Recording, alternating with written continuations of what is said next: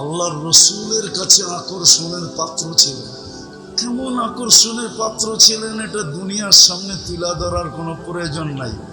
যে বেলাল রাদিয়াল্লাহু তাআলা আনহু আল্লাহর কাছে কেমন আকর্ষণের পাত্র ছিলেন, জমিনে চললে জান্নাতে পদধ্বনি হতো। আল্লাহ রসুল কোত্থেকে এসে মেরাজের রাত্রে জিজ্ঞাসা করলেন, মা বালুকা, বেলাল তোমার অবস্থা কি? সামি তো খসখসা কদম, তোমার পায়ের আওয়াজ তো শুনলাম জান্নাতে, তাও আমার পিছে না, তাও আমার ডাইনে না, তাও আমার বামে না, বিলকুল আমার আগে আগে। আল্লাহর কাছে যদি আকর্ষণের পাত্র না হইতো তাহলে জমিনে চললে কি জান্নাতে পদধ্বনি হয়? এরকম বেলাল রাদিয়াল্লাহু তাআলা আনহু একা না, ওনার সাথী সঙ্গী একজন ছিলেন হারেস বিন নোমান, বেশি প্রসিদ্ধ সাহাবী না। আল্লাহর রসুল যখন জান্নাত ঘুরতেছিলেন, সায়ের করতেছিলেন, তো ওনার কোরআনের আওয়াজ শুনতেছিলেন। তো জিবরিল আলাইহিস সালামকে জিজ্ঞাসা করছে, হারেস বিন নোমান তো দুনিয়াতে, এইখানে ওনার কোরআনের আওয়াজ? বলছে, আপনি তো রাত্রেই আসছেন তা না, তাই না? আর এখনো তো দুনিয়াতে রাত্রই, কেননা আল্লাহ ঘড়ির কাঁটাকে, জগৎকে থামায়া দিছে, যে যেইখানে ছিল ওইখানেই দাঁড়ায় আছে। আজকে আপনার জন্য system of. Haris bin Noman daily রাত্রে তাহাজ্জুদে কোরআন পড়ে, আর আমরা জান্নাতে শুনি। আপনি তো আজকে শুনলেন। কেমন আল্লাহর কাছে আকর্ষণের পাত্র ছিলেন। বেলাল রাদিয়াল্লাহু তাআলা আনহু সারির লোকই ছিলেন, গরিব ছিলেন, নিতান্ত গরিব। তো বংশ, বুলি, রূপ রেখা দ্বারা কেউ আকর্ষণের পাত্র হয় না। আকর্ষণের পাত্র তো হয় ভিতরের রঙের দ্বারা। কি? ভিতরের আর ভিতরের রঙের দ্বারা হয়। আর যখন ভিতরে রং আসে তখনই এক সময় বাইরে এটা ফুটা ওঠে। বাইরে এটা ফুটা ওঠে। গোলাপের প্রথম ভিতরে রং আসে, তারপরেই এটা বাহিরে ফুটা ওঠে। তো ভিতরে রং আসলেই বাহিরে ফুটা ওঠে, সত্য এটাই। আগে ভিতরে রং আনতে হবে, ভিতরে যখন রং আসবে তখন বাহিরে ফুটা উঠবে। আল্লাহওয়ালাদের জিন্দিগি এটাই। হাফিজ জি হুজুরের জিন্দিগি বলতেছিল না, হযরত মাওলানা সাইদ মেসবা সাহেব বলতেছিলেন না, আমরাও হাফিজ জি হুজুরকে দেখছি। কামরাঙ্গীর চোর আসলে এখনো আমার হাসি লাগে, যে দেখলাম কি, হইলাম কি, হইল কি। আপনাদের এই জায়গাটা দেখলো হাসি লাগে, দেখলাম কি ছোটবেলা, আর হইল কি। কেননা অনেক সময় তো এখান দিয়ে পার হইতাম হাঁটতে হাঁটতে। নদী এত শুকাইতো যে নৌকা থাকতো না। বিডিআর 1 নম্বর গেট, ওইখান দিয়ে একটা বটগাছ ছিল, জানি না এখন আছে কিনা।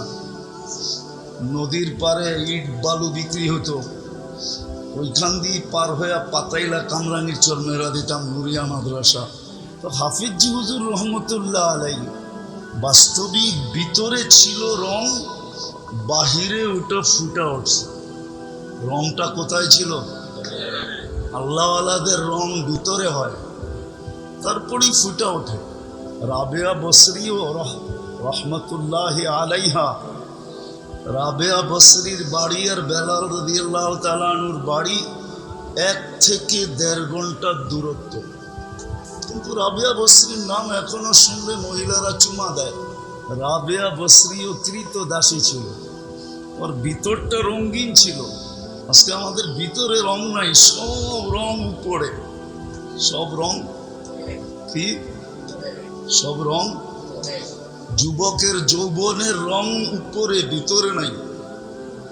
ভিতরে যদি যুবকের রং থাকতো তাহলে জমিনও যুবককে সেলুট দিত। সেলুট। জমিন দিয়া হাঁটলে জমিন বলে, মাথা মাসির কাফি বাতনি, তুমি আমার পেটে কবে আসবে, তোমাকে আপ্যায়ন করব। জমিনও সেলুট দেয়, রাস্তাও অন্য রাস্তার উপরে গৌরব করে, দেশও অন্য দেশের উপরে গৌরব করে, মহাদেশও অন্য মহাদেশের উপরে গৌরব করে। কি আপনার কি বিশ্বাস হয় না? এশিয়া মহাদেশ ছাড়া দুনিয়ার উপরে গৌরব করে। প্রথম তো গৌরব করে এশিয়া যে আমার কোলের ভিতরে হইল মক্কাতুল মুকাররমা। সৌদি আরব এশিয়ায় না, না ইউরোপে, না রাশিয়ায়, কোথায়? তো এশিয়া সর্বপ্রথম গৌরব করে আমার পেটের ভিতরে কি মক্কাতুল, দ্বিতীয় গৌরব করে আমার পেটের ভিতরে মুহাম্মাদুর রাসূলুল্লাহ।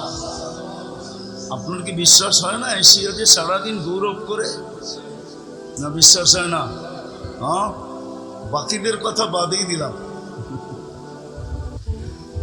এশিয়া সারা মহাদেশের উপরে গৌরব করে যে আমার পেটে বাইতুল্লাহ, আইনামা তুয়াল্লু ফাসাম্মা ওয়াজহু। আমার পেটের ভিতরে বাইতুল্লাহ, যেখানেই হও ওইদিকে মুখ করো। আর এর চেয়ে বড় হইল আমার পেটের ভিতরে মুহাম্মাদুর রাসূলুল্লাহ। এরকম মহাদেশও গৌরব করে, মহাদেশও গৌরব করে। তারপরে সবচেয়ে বেশি মহাদেশ গৌরব করে রাশিয়া, কেননা সিয়াসত তার মুসান্নেফ 6 জনই রাশিয়া। বুখারা রাশিয়ায়, মুসলিম রাশিয়ায়। ওই জমিনও গৌরব করে যে আমার ভিতরে আমার পেটে ইমাম বুখারী রহমতুল্লাহ আলাইহি। সত্য এটি। আজকে আমাদের রং বাহিরে, ভিতরে নাই, কিন্তু উচিত ছিল ভিতরটাকে রঙিন করা। ভিতরটাকে, যার ভিতরে যত রঙিন, যত রং বাহিরে প্রকাশ পাবে এটা তত বেশি। হ্যাঁ, হইতে পারে মানুষের চোখে নাও পড়তে পারে, কেননা মানুষ একমাত্র প্রাণী যে চশমা পড়ে, মানুষ একমাত্র প্রাণী যে লেন্স লাগায়। কি বলে না, চোখে অপারেশন করে। হ্যাঁ, আরে অপারেশনটার নাম বলেন না, ছানি অপারেশন করে। মানুষ একমাত্র, আমারও অপারেশন করা, মানুষই একমাত্র প্রাণী যে চশমা পড়ে।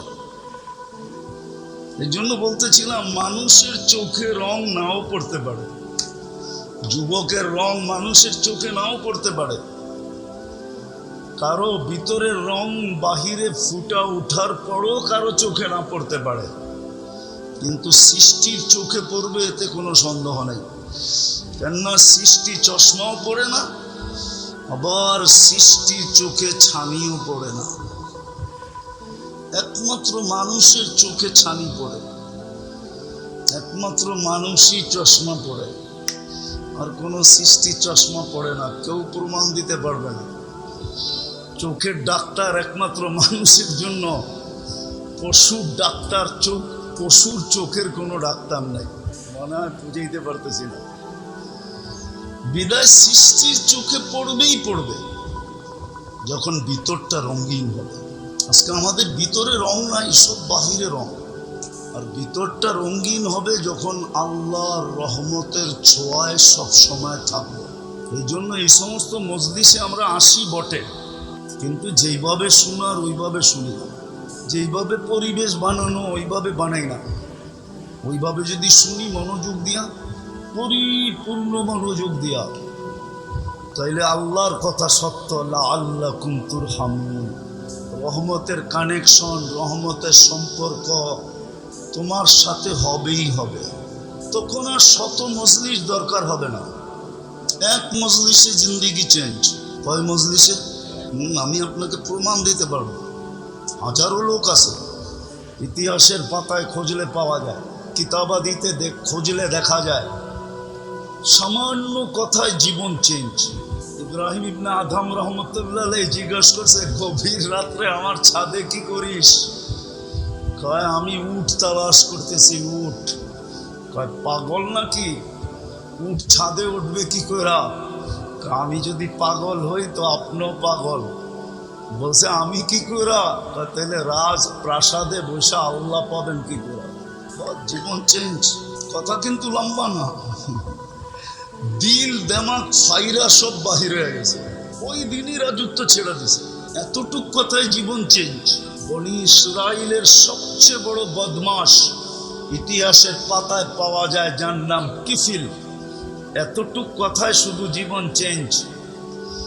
বলছে কাঁদিস কেন? তোর গায়ে তো এখনো আঙ্গুলের ছোঁয়াই দিলাম না। বলছে কেন কাঁদি জানিস কিফিল? আমি বাজারি মেয়ে না, এটা আমার পেশাও না। তুই তো চেহারার সৌন্দর্য দেখেই আমাকে নিয়ে আসছিস টাকা দিয়া, তাই না? কাঁদতেছি এই জন্য যে আল্লাহ সৌন্দর্য দিল, কালকে এই চেহারাটা ওই আল্লাহকে কি করে দেখাবো? কিফিল ওইখানেই চিৎকার দিছে আর জমিনে পড়ছে। তোরা বলছে বোন তোর গায়ে তো এখনো আঙ্গুলের ছোঁয়া দিলাম না, তাতেই তোর এই অবস্থা। তাহলে আমি কিফিলের কালকে কি হবে? টাকার থৈলি তোকে দিয়া দিলাম, আঙ্গুলের ছোঁয়া তোর গায়ে লাগাবো না, কিন্তু একটা অনুরোধ করব যদি তুই রাখিস। বলছে সেটা কি? বলে হাত দুটা উঠায় চোখের পানি দিয়ে আল্লাহকে একটু বইলা দে না যে আমি তওবা করলাম, আমার তওবাটা যেন কবুল করে। ওই রাত্রেই কিফিলের মৃত্যু। ঘরের দরজায় লেখা উঠছে কদ গফর আল্লাহু লিকিফলিন, আল্লাহ কিফিলকে মাফ করে দিয়েছে।